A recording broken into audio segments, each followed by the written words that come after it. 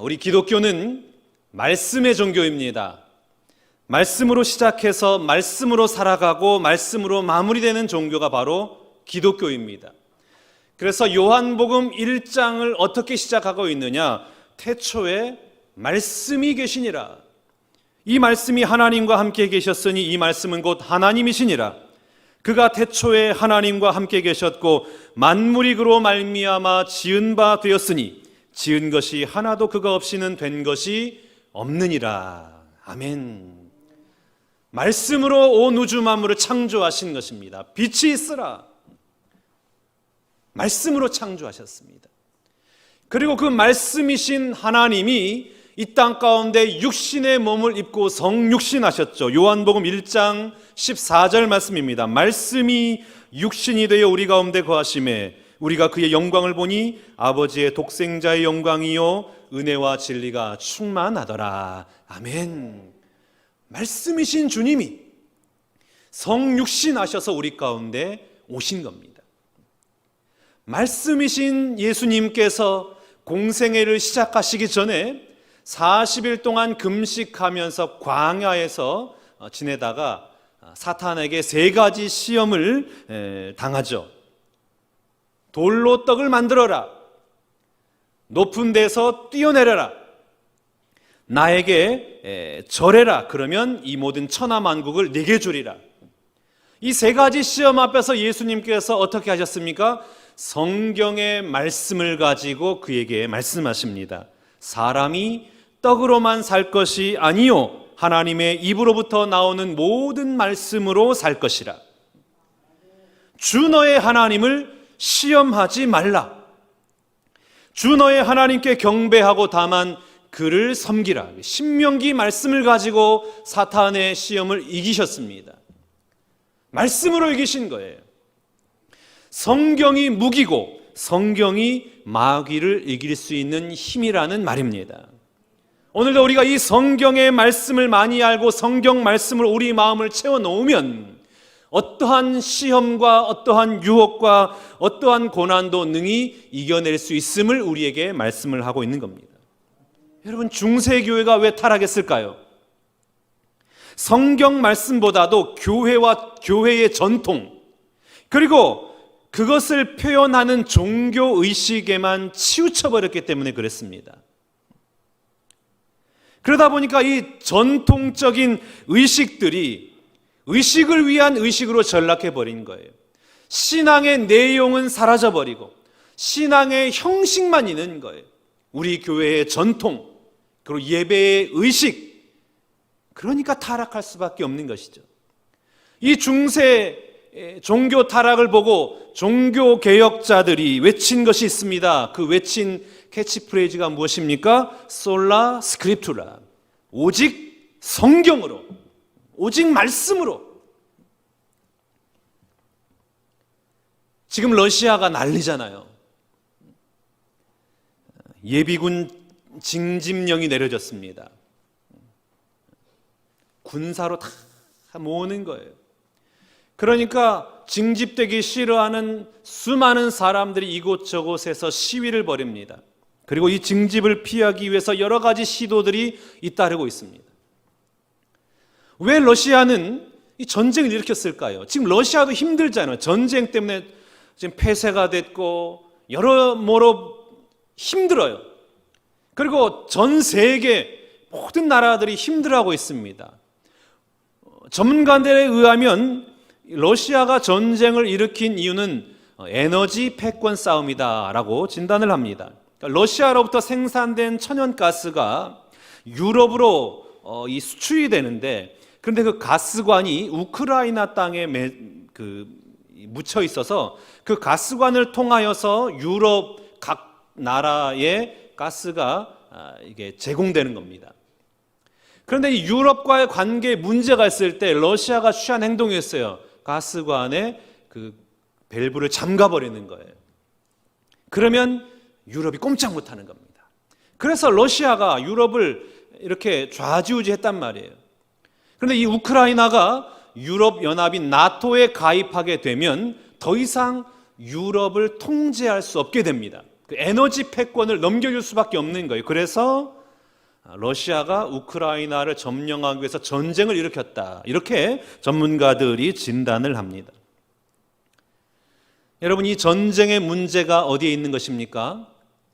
에너지 패권 싸움입니까? 아니면 경제력을 확보하기 위한 싸움입니까? 그런 싸움이 아니에요. 여기에 있는 문제는 어떤 문제냐? 사람이 문제입니다. 말씀의 문제예요. 요즘 경제가 힘들다 보니까 너나 할 것 없이 모두 다 경제가 살아야 한다, 경제가 회복돼야 된다, 경제가 문제다, 경제가 살아나면 모든 것이 다 해결될 것처럼 그렇게 얘기를 해요. 경제만이 우리를 행복하게 해줄 것처럼 경제가 살아야 됩니다. 기도할 때도 경제를 살려주옵소서.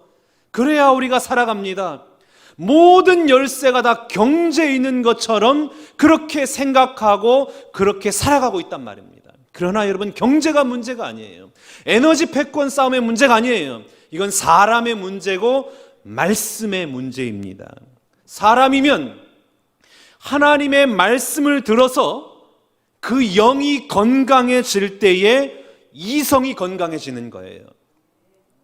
건강해진 이성으로 말미암아 육체가 건강해지는 겁니다. 그래서 말씀이 주도하는 영, 그 말씀에 주도받은 영이 이끌어가는 이성, 그리고 그 이성이 주도하는 몸, 그럴 때 비로소 온전한 인격이 주어지는 겁니다. 그런데 반대로 육체가 주도하는 이성, 병든 이성이 지배하는 영, 이렇게 되면 인간 존재는 망하게 되는 겁니다. 그러니까 말씀의 공급이 끊어져 버리면 문제가 생기는 거예요. 영의 문제가 생기고 육의 문제가 생기고 판단의 문제가 생기고 전쟁의 문제가 생기고 경제 문제가 생기고 늘 항상 갈등이 있고 어려움이 있을 수밖에 없는 것입니다. 하나님의 말씀이 부재하면 시대가 혼탁해져요. 하나님의 말씀이 부재하면 성도의 삶이 하나님의 영광을 나타낼 수가 없는 겁니다. 이것은 나라뿐만 아니라 각 개인, 성도의 개인의 삶도 마찬가지인 것입니다. 사랑하는 여러분, 무엇보다도 하나님의 말씀을 사모하며 이 땅을 살아가는 여러분 되시기를 축복합니다. 말씀을 통해 주시는 놀라운 하늘의 기쁨과 은혜를 경험할 수 있기를 축복합니다.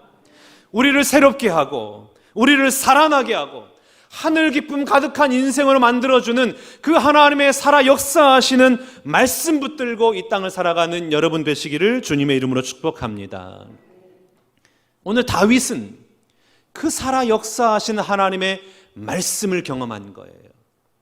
그 말씀을 경험하고 다윗이 고백한 고백이 있습니다. 한번 봐볼까요? 오늘 본문 10절 말씀이에요. 금, 곧 많은 순금보다 더 사모할 것이며 꿀과 송이꿀보다 더 달도다. 아멘. 다윗이 하나님의 말씀을 어떻게 고백하고 있습니까? 송이꿀보다 더 답니다. 여러분, 동서양을 막론하고 꿀은 제일 좋은 것을 표현할 때 꿀이다라고 그러잖아요. 어제 꿀잠을 잤습니다. 아주 꿀맛이군요. 개꿀입니다. 그러니까 좋은 것은 무조건 꿀인 거예요. 역사적으로 보더라도 이 꿀은 소화력이 너무나 좋아가지고 약한 사람이 먹어도 탈이 나지 않는다라는 거예요. 비타민 C가 풍부하게 함유되어 있어가지고 다양한 영양소가 가득 채워져 있는 것이 꿀이랍니다. 이집트 피라미드에서 발견된 3,000년 된 꿀이 있어요. 그러니까 꿀은 3,000년이 지나도 변질되지 않는다라는 거예요. 오늘 다윗이 그 꿀 중에 꿀은 무슨 꿀입니까? 송이꿀이에요. 송이꿀은 어떤 꿀이에요? 벌집 안에 있는 꿀. 순수한 꿀, 그게 송이꿀. 그걸 우리나라 말로 하면 개꿀입니다. 개꿀이 비속어가 아니에요. 송이꿀이 바로 개꿀이에요. 개꿀이네. 송이꿀. 꿀 중에 꿀. 그러니까 그 송이꿀이라는 것은 기쁨의 근원이에요. 오염되지 않는 최고의 즐거움, 최고의 만족, 최고의 기쁨을 주는 것이 바로 송이꿀입니다. 다윗이 그것을 고백하고 있는 거예요. 하나님의 말씀은 송이꿀이 주는 만족함보다, 즐거움보다, 기쁨보다 훨씬 더 훌륭하고 훨씬 더 달콤합니다. 이 고백을 하고 있는 것입니다. 이 다윗의 고백을 시편 119편 103절 말씀에 동일하게 고백하고 있습니다. 한번 봐볼까요? 주의 말씀의 맛이 내게 어찌 그리 단지요, 내 입의 꿀보다 더 다니이다. 아멘. 주님 말씀의 맛이 너무나 단 거예요. 하나님의 말씀의 맛이 얼마나 달든지 꿀보다도 더 답니다. 그러니까 이 세상에서 경험할 수 있는 가장 맛있는 음식보다도 가장 맛있는 것이 무엇이냐? 하나님의 말씀이다라고 고백을 하고 있는 겁니다. 이 은혜의 경험이 우리 가운데 임할 수 있기를 축복합니다. 하나님 말씀의 그 가치, 그 말씀이 주는 기쁨, 그 말씀이 가장 소중하고 값지다는 그 깨달음, 그 깨달음이 없으니까 전쟁이 일어나는 거예요. 그 말씀이 주는 만족이 없으니까 미움과 갈등과 싸움이 일어나는 겁니다. 끊임없이 부족해요. 탐욕을 구하고 욕망을 끊임없이 나타내는 거예요. 말씀이 주는 기쁨, 말씀이 주는 은혜, 말씀이 주는 참된 즐거움, 그런 즐거움이 없으니까 중세 교회가 타락할 수밖에 없었던 것입니다. 교회에서 가장 중요한 사역이 무엇인가요? 어떤 사람은 전도가 가장 중요합니다. 복음 증거가 최고죠. 어떤 사람은 기도가 살아있어야 된다고 말합니다. 또 어떤 사람은 찬양이 가장 중요하다라고 말을 합니다. 다 중요한 사역입니다. 그런데 여러분, 전도를 잘하기 위해서는 무엇이 필요합니까? 능력이 임해야 돼요. 아무나 전도 못합니다. 그 능력은 말씀의 감동으로 말미암아 주어지는 능력이에요. 말씀의 은혜가 주어지면 그 힘을 가지고 담대하게 전도할 수가 있게 되는 겁니다. 그런데 말씀의 은혜가 없이 나가는 전도는 그냥 의무감으로 행한 행위밖에 되지 않는 거예요. 뜨겁게 부르짖어 기도할 수 있는 힘은 어디에서 오는 겁니까? 말씀의 힘에서 오는 거예요. 내 안에 말씀이 뜨겁게 임해야 기도도 뜨거워지는 겁니다. 그런데 말씀이 없으면 그 기도의 불꽃은 금방 사그라들고 말하는 것이에요. 감동적인 찬양, 은혜로운 찬양 언제 나오는 것입니까? 내가 하나님의 말씀에 젖어들 때에 그 말씀의 은혜에 감동되어서 내 입술로 고백되는 그 찬양이 진짜 은혜가 되는 거예요. 그런데 아무런 말씀이 감동이 없고 말씀의 은혜가 없으면 그것은 단순히 들리는 음악 소리에 불과한 것입니다. 말씀이 들어와야 우리의 신앙의 눈을 뜨고, 말씀이 임해야 우리가 하나님을 알게 되고, 말씀의 은혜가 임해야 우리가 전도도 하고 기도도 하고 찬양도 하고 서로 교제하며 사랑도 할 수 있는 것입니다. 다윗은 이 은혜를 경험한 거예요.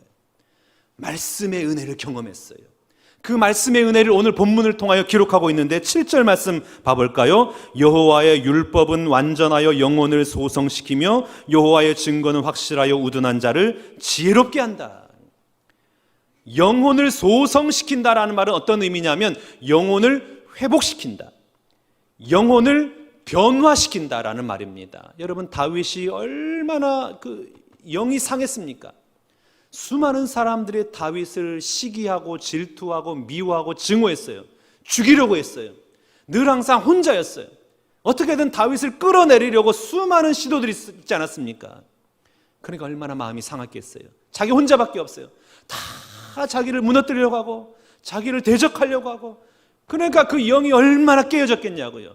그런데 그 깨어진 중에 하나님의 말씀이 들어오니까 영이 회복되는 것을 경험한 겁니다. 여러분, 사람은 어떻게 변화가 되나요? 많이 배운다고 사람이 변화가 되던가요? 그 수많은 지식이 사람을 변화시키던가요? 절대 그렇지 않습니다. 그런데 강도라 할지라도, 살인자라 할지라도, 아무런 인생에 소망이 없는 자라 할지라도 그 영혼에 하나님의 말씀이 임하면 그 사람은 변화가 되는 것입니다. 야곱이 변하여 이스라엘이 되고 사울이 변하여 바울이 된 것처럼 말씀이 그 영혼에 울려 퍼지니까, 그 영혼을 때리니까요, 그 영이 살아나고 사람이 변화가 되는 것입니다. 오늘도 하나님은 말씀을 통하여 저와 여러분들을 변화시켜 나가세요. 변화시켜서 하나님의 사람 만드시고 하나님의 역사를 이루어 나가는 줄로 믿습니다. 이 말씀의 은혜가 임할 수 있기를 축복합니다. 그리고 말씀은 우리를 지혜롭게 한다 그랬잖아요. 모란역 근처에 보면 요새 새로 생긴 교회가 있습니다. 십자가 없는 교회, 하나님의 교회예요. 그런데 그 하나님의 교회는 우리가 믿는 하나님하고는 좀 달라요. 그 하나님은 안상홍 하나님이에요. 안상홍은 이미 죽었어요. 무덤에 묻혔어요. 그 안상홍 하나님을 높이고, 그리고 장길자라는 여자 하나님 어머니를 모시고 있는 그게 하나님의 교회입니다. 너무나 황당하잖아요. 안상홍 하나님, 장길자 어머니 하나님을 찬양합니다. 그러면 예배 중에 뭐라고 하는지 아세요? 주 안상홍 지으신 모든 세계, 이렇게 찬양한다고요. 어느 누가 보고 어느 누가 들어도 이거 황당하잖아요. 그런데 저 하나님의 교회가 얼마나 많은 사람들이 가는지 모릅니다. 특히 젊은 사람들이 많이 가요. 부흥하고 있어요. 왜 그럴까요? 인간이 우리가 생각하는 것처럼 지혜롭지 못해요. 어리석고 우둔합니다. 진리와 비진리를 구별하지 못하는 거예요. 너무나 황당함에도 불구하고 거기에 빠질 수밖에 없는 겁니다. 아담과 하와를 보세요. 하나님이 아무리 명령하시고 절대 선악과를 먹으면 안 된다. 그런데 사단이 와가지고 유혹하니까 금방 넘어가 버리잖아요. 그게 바로 인간입니다. 지혜로운 것 같지만, 다 아는 것 같지만, 똑똑한 것 같지만 가장 어리석은 존재가 바로 인간이에요. 왜 그렇습니까? 왜 어리석습니까? 하나님의 말씀의 부재예요. 말씀이 없으니까 무엇이 진리고 무엇이 비진리인지를 구별할 수가 없는 겁니다. 그런데 하나님의 말씀이 그 영에 임하면 영의 눈이 열리고 하나님의 진리의 말씀과 비진리를 깨달을 수 있는 분별력이, 통찰력이 임하게 되는 것입니다. 다윗은 그걸 경험한 거예요. 그리고 8절 말씀 봐볼까요? 여호와의 교훈은 정직하여 마음을 기쁘게 하고 여호와의 계명은 순결하여 눈을 밝게 하시도다. 여러분, 혹 우리 가운데 마음이 힘든 분 계십니까? 너무나 힘들어요. 가족의 문제로, 인간관계 문제로, 사업의 문제로, 내 인생의 미래의 문제로 너무나 힘들어요. 마음이 고돼요. 너무나 상해요. 하나님의 말씀을 읽으시기 바랍니다. 하나님의 말씀을 펼치세요. 그곳에 하나님의 진짜 기쁨이 임한대요. 말씀을 읽는 자에게, 말씀을 가까이 하는 자에게 하늘의 영원한 기쁨이 임하여 주시는 줄로 믿습니다. 공허함이 사라지는데요. 소망이, 하늘 소망이 임하는 겁니다. 그래서 여러분, 다윗은 하나님의 말씀을 묵상할 때마다 자신의 영이 살아나는 것을 경험했습니다. 세상 누구보다도 지혜로워지는 것을 경험했습니다. 감출 수 없는 하늘의 기쁨이 다윗에게 임했습니다. 그래서 오늘 고백한 거예요. 이 세상 그 무엇보다도 하나님의 말씀이 가장 답니다. 여러분, 오늘 다윗처럼 주의 말씀이 꿀보다 더 다십니까? 이 세상 어느 것보다 주님의 말씀의 맛이 최고의 맛이다 라고 고백하고 있습니까? 그렇다면 지금 여러분은 놀라운 축복을 누리고 있는 것입니다. 말씀의 맛이 달아야 돼요. 말씀이 선포될 때, 말씀을 읽을 때에 사람들이 조는 사람이 있어요. 왜 좋을까요? 맛이 없어. 말씀이 맛이 없으니까 조는 거예요. 맛이 달면 졸다가도 번쩍 깨는 거예요. 너무나 좋은 것이죠.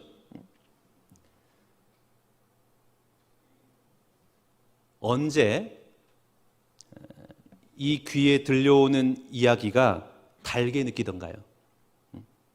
누구의 소리가 가장 달게 들리던가요?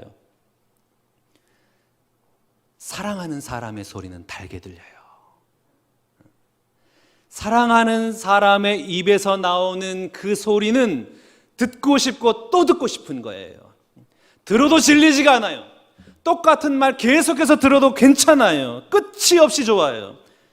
그래서 오늘 다윗이 고백하는 겁니다. 주의 말씀의 맛이 어찌 단지요, 송이꿀보다도 더 답니다. 들으면서 행복하고, 읽으면서 행복하고, 묵상하면서 행복하고, 실천하면서 행복하고, 신비한 말씀의 능력을 매일매일 생활 속에서 경험한 겁니다. 하나님을 사랑하니까 그 말씀이 너무나 달콤하게 들리는 겁니다. 어떤 목사님이 가출 청소년을 상담을 했습니다.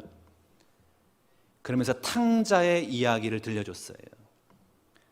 이 탕자가 아버지의 전 재산을 탕진하고 돌아왔는데 아버지가 새신을 신겨주고 금가락지를 끼워주고 송아지를 잡아서 잔치를 베풀어줬단다. 얼른 집으로 들어가라. 몇 주 뒤에 그 친구가 왔습니다. 너 집에 아버지한테 돌아갔구나. 예, 돌아갔습니다. 그래, 신발은 사주시던? 아니요, 발바닥이 터지도록 맞았는데요.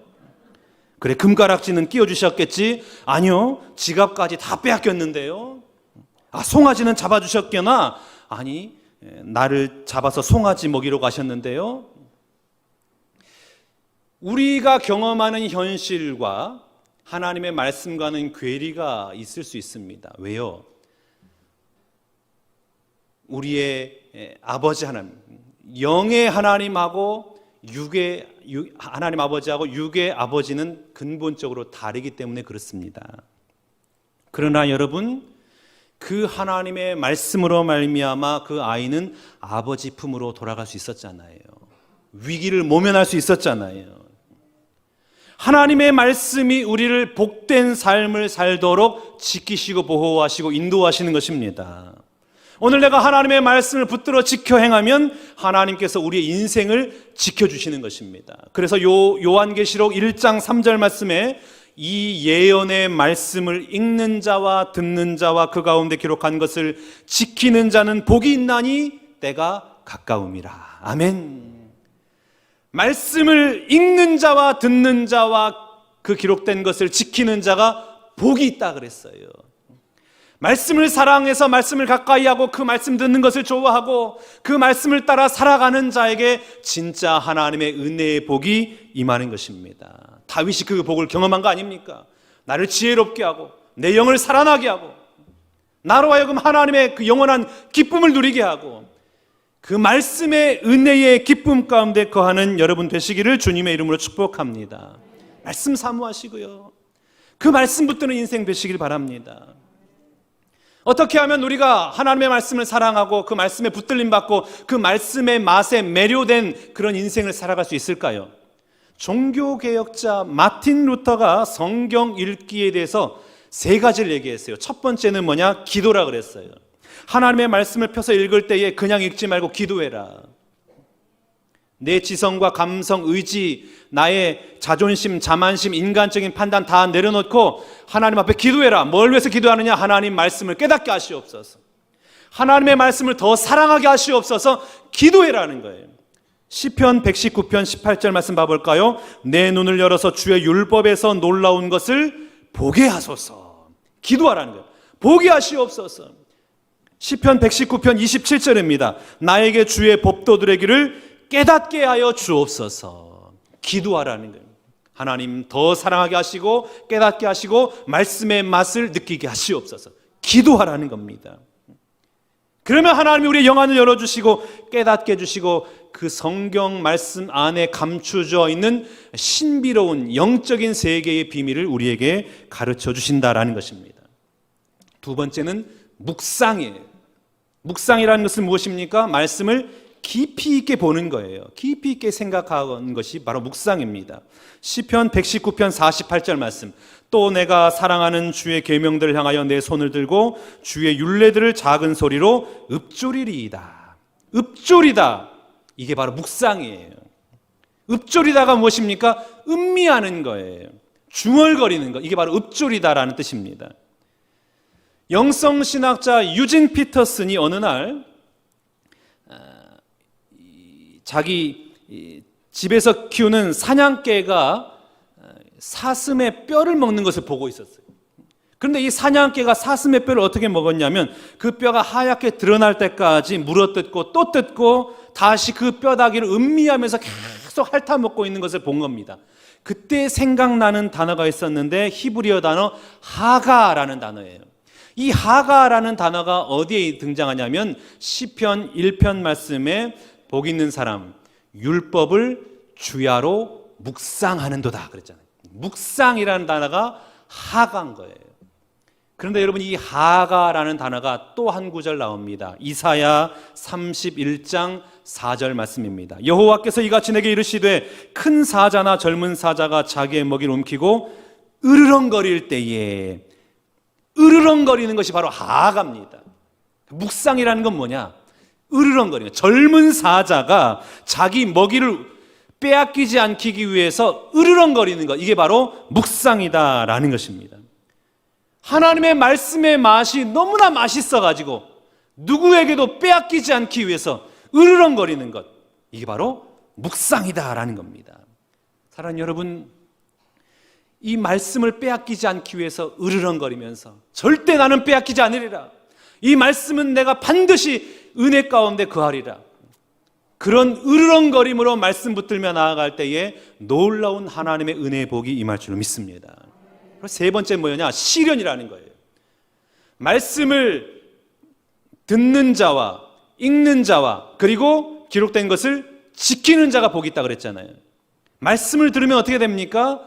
그 말씀에 감동되어 말씀대로 살아가는 거예요. 지킬 수밖에 없는 겁니다. 옳고 그름을 알고 그 진리의 말씀을 가지고 내 삶의 현장에 살아가는 거예요. 그러다 보니 무슨 문제가 생깁니까? 하나님의 진리의 말씀과 이 세상과는 결합될 수가 없잖아요. 그러니까 사람들로 하여금 비난을 당하고 모함을 당하고 고난을 당하게 되는 것입니다. 시편 119편 67절 말씀 봐볼까요? 고난당하기 전에는 내가 그릇 행하였더니 이제는 주의 말씀을 지키나이다. 고난당하기 전에는 몰랐어요. 그런데 고난을 당하면서부터 진리의 말씀을 깨달았다라는 것입니다. 시편 119편 71절 말씀 봐보겠습니다. 고난당한 것이 내게 유익이라 이로 말미암아 내가 주의 율례들을 배우게 되었나이다. 고난당하기 전에 몰랐어요. 그런데 고난당하면서 진리의 말씀이 나를 깨우쳐 준 거예요. 하나님의 말씀이 살아 역사하시는구나. 그래서 성경 읽기의 하나의 방법은 무엇이냐? 고난이라고 말하는 겁니다. 초대교회 성도들 봐보십시오. 고난을 당하면서도 뭐라고 말합니까? 하나님 말씀을 듣는 것이 너희들 사람의 말을 듣는 것보다 더 옳다라고 말하잖아요. 그리고 주님을 위해서 능욕받는 것을 합당한 일로 여기면서 기뻐했더라라고 사도행전은 기록을 하고 있습니다. 그러면 여러분, 하나님의 말씀을 사랑하게 해달라고 기도하시기 바랍니다. 말씀을 깨닫게 하여 주옵소서 기도하시기 바랍니다. 그리고 그 말씀을 으르렁거리면서 어느 누구에게도 빼앗기지 않은 그 간절한 마음을 가지고 하나님의 말씀을 묵상하시기 바랍니다.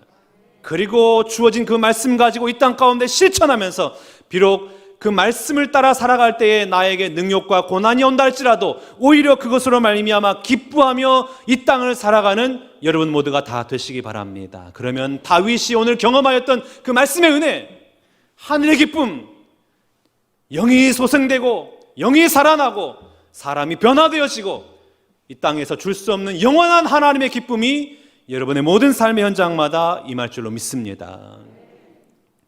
고성준 목사님이 쓰신 나의 데스티니 찾기라는 책이 있어요. 이 책이 좀 오래된 책인데 이 책 안에 그 예전에 광수생각이라는 만화가 들어가 있습니다. 이 만화가 어떤 내용이냐면 어떤 회사의 과장이 불의의 사고로 사망해요. 장례를 치릅니다. 그래서 사원들이 조문을 갔어요. 조문을 하고 사모님에게 위로의 인사를 건넬 때 이렇게 말을 합니다. 과장님이 바나나 우유를 참 좋아하셨는데. 그 다음 사람도 와서 조문을 합니다. 그리고 사모님에게 위로의 말을 전하기를 과장님이 바나나 우유를 참 좋아하셨는데. 그 다음 분도 와가지고 조문하면서 위로의 말을 과장님이 바나나 우유를 참 좋아하셨는데 이러면서 만화가 끝나는 거예요. 이 과장님은 모든 사람들에게 어떤 사람으로 기억된 겁니까? 바나나 우유를 좋아하는 사람으로만 기억된 거예요. 여러분은 어떤 사람으로 기억되길 원하십니까? 우리 장로님 일평생 동안 그 바나나 우유 참 좋아하셨는데 이렇게 기억되길 원하십니까? 우리 장로님은 말씀에 충만함으로 늘 기도하시는 분이셨는데, 우리 집사님은 그 말씀의 기쁨을 가지고 늘 찬양하는 분이셨는데, 우리 권사님은 하나님의 그 말씀의 능력으로 전도하는 분이셨는데, 우리 성도님은 그 말씀의 능력에 붙들림 받아 모든 사람을 사랑하고 늘 기쁨으로 이 땅을 살아가시는 분이셨는데, 이런 평가 듣는 여러분 모두가 다 되시기를 축복합니다. 사랑하는 신관계 성도 여러분, 하나님의 말씀의 맛을 느끼는 영적인 미각이 회복될 수 있기를 축복합니다. 그 말씀의 맛에 매료되어서 언제나 하나님의 말씀을 사모하고 말씀의 맛에 사로잡힌 사람으로 이 한 주간도 승리하며 살아가는 여러분 모두가 다 되시기를 주님의 이름으로 축원합니다.